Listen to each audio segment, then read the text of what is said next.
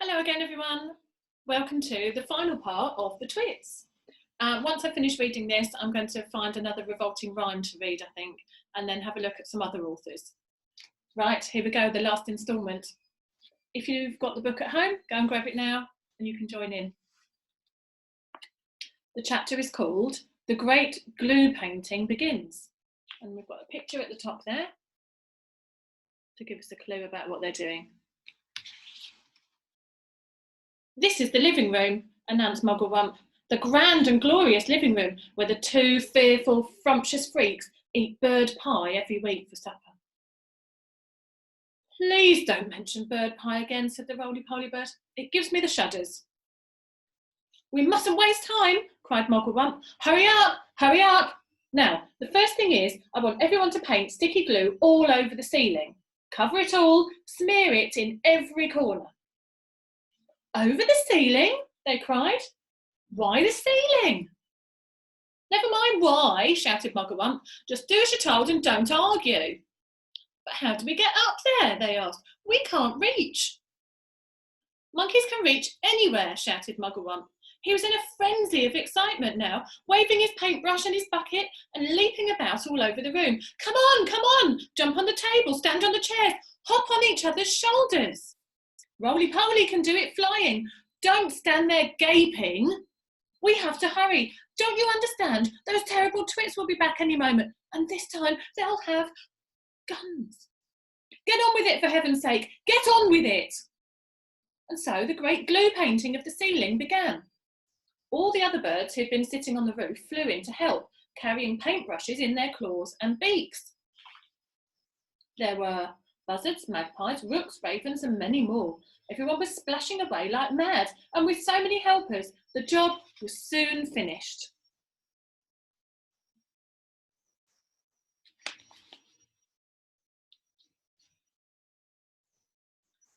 The carpet goes on the ceiling.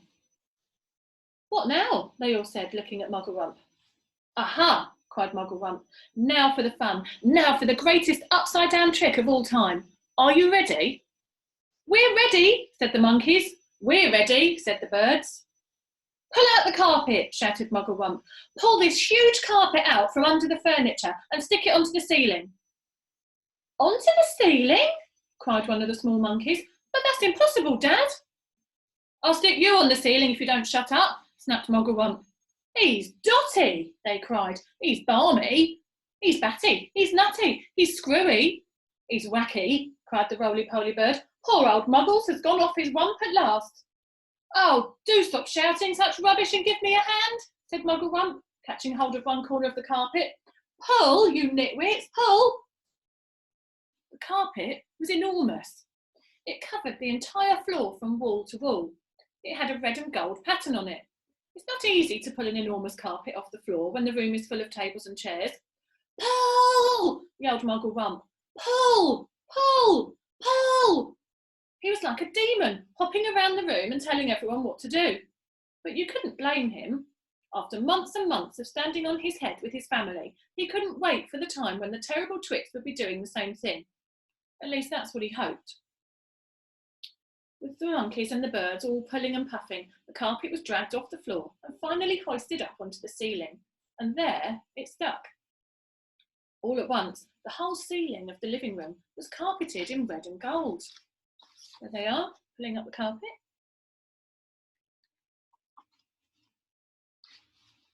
The furniture goes up. Now, the table, the big table, shouted Mugglewump. Turn the table upside down and put a dollop of sticky glue onto the bottom of each leg. Then we shall stick that onto the ceiling as well. Hoisting the huge table upside down onto the ceiling was not an easy job, but they managed it in the end. Will it stay there? They cried. Is the glue strong enough to hold it up? It's the strongest glue in the world, Mugglewump replied. It's the special bird-catching, bird-killing glue for smearing trees. Please, said the roly-poly bird, I have asked you before not to mention that subject. How would you like it if it was monkey pie they made every Wednesday and all your friends had been boiled up and I went on going on about it? Oh, I do beg your pardon, said Mugglewump. I'm so excited, I hardly know what I'm saying. Now, the chairs. Do the same with the chairs. All the chairs must be stuck upside down to the ceiling and in their right places. Oh, do hurry up, everybody. Any moment now, those two filthy freaks are going to come rushing in with their guns. The monkeys, with the birds helping them, put glue onto the bottom of each chair leg and hoisted them up onto the ceiling. Now the smaller tables, shouted Muggle Rump, and the big sofa, and the sideboard, and the lamps, and all the tiny little things, the ashtrays, the ornaments, and every beastly plastic gnome on the sideboard. Everything, absolutely everything must be stuck to the ceiling. Oh, it was terribly hard work. It was especially difficult to stick everything onto the ceiling in exactly its right place. But they got it done in the end. What now? Asked the roly-poly bird. Oh, he was out of breath and so tired he could hardly flap his wings. Now the pictures, cried Muggle Rump. Turn all the pictures upside down. And will one of you birds please fly out onto the road and watch to see when those frumptious freaks are coming back? I'll go, said the roly-poly bird. I'll sit on the telephone wires and keep guard. It'll give me a rest.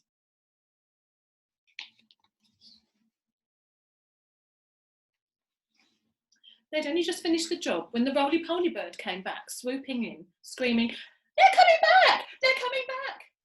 Quickly the birds flew back onto the roof of the house. The monkeys rushed into their cage and stood upside down, one on top of the other. A moment later, Mr. and Mrs. Twit came marching into the garden, each carrying a fearsome-looking gun.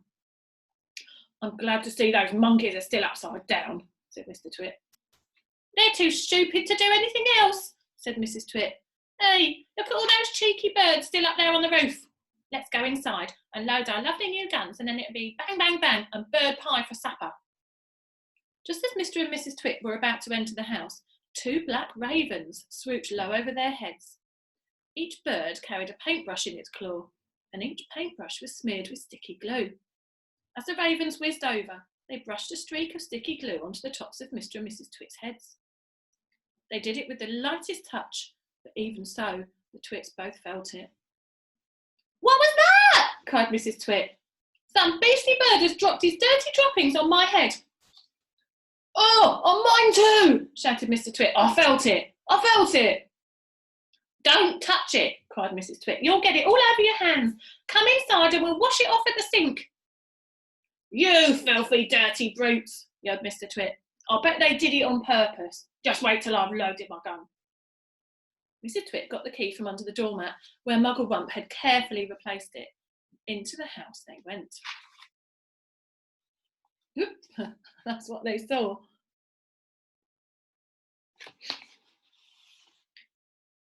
What's this? Gasped Mr. Twit as they entered the living room. What's happened? Screamed Mrs. Twit. They stood in the middle of the room, looking up. All the furniture, all the table, all the chairs, the sofa, the lamps, the little side tables, the cabinet with bottles of beer in it, the ornaments, the electric fire, everything, the carpet was all stuck upside down on the ceiling. The pictures were upside down on the walls, and the floor they were standing on was absolutely bare. And what's more, it had been painted white to look like the ceiling. Look! Screamed Mrs. Twit. That's the floor! The floor's up there! This is the ceiling! We're standing on the ceiling! We're upside down, gasped Mr. Twit. We must be upside down. We're standing on the ceiling, looking down at the floor. Oh, help! Screamed Mrs. Twit. Help, help! I'm feeling giddy. So am I, cried Mr. Twit. I don't like this one little bit. We're upside down and all the blood's going to my head, screamed Mrs. Twit. If we don't do something quickly, I shall die. I know I will. I've got it, said Mr. Twit. I know what we'll do. We'll stand on our heads, then anyway, we'll be the right way up. So they stood on their heads, and of course the moment the tops of their heads touched the floor, the sticky glue that the ravens had brushed on a few moments before did its job. They were stuck. They were pinned down, cemented, glued, fixed to the floorboards. Through a crack in the door, the monkeys watched. They jumped right out of their cage the moment the Twits had gone inside, and the roly-poly bird watched, and all the other birds flew in and out to catch a glimpse of this extraordinary sight.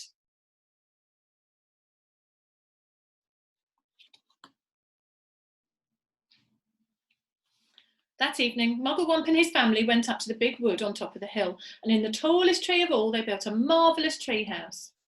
All the birds, especially the big ones, the crows and rooks and magpies, made their nests around the tree house so that nobody could see it from the ground. You can stay up here forever, you know, the roly-poly bird said.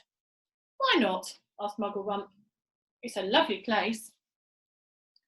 Just you wait until the winter comes, the roly-poly bird said. Monkeys don't like cold weather, do they?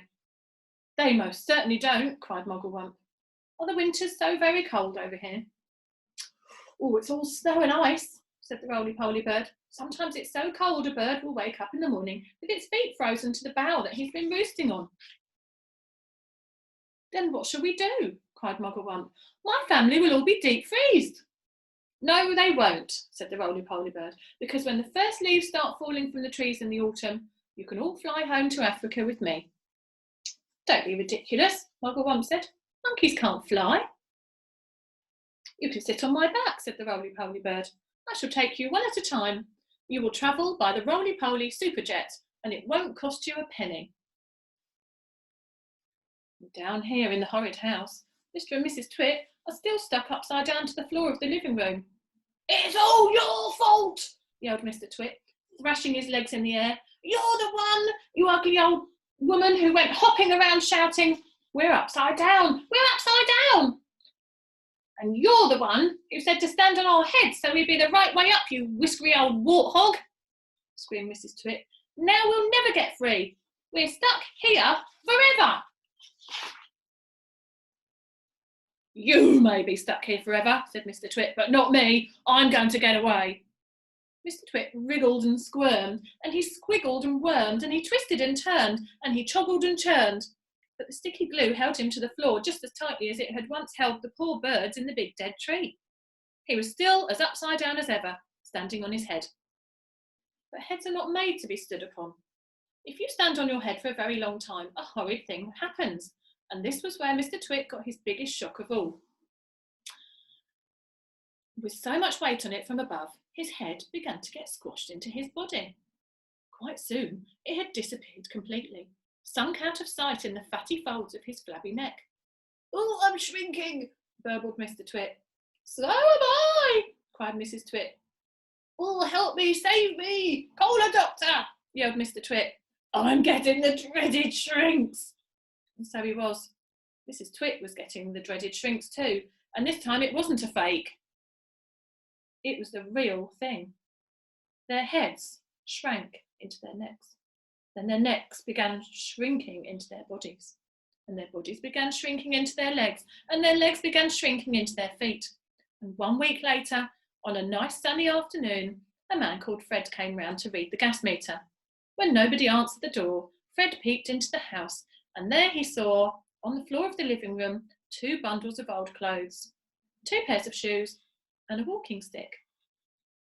There was nothing more left in this world of Mr and Mrs Twit, and everyone, including Fred, shouted, "Hooray!" And that's the end of the story. I hope you enjoyed it. Perhaps it's inspired you to go and read a Roald Dahl story of your own. Thanks for listening. Take care. Bye.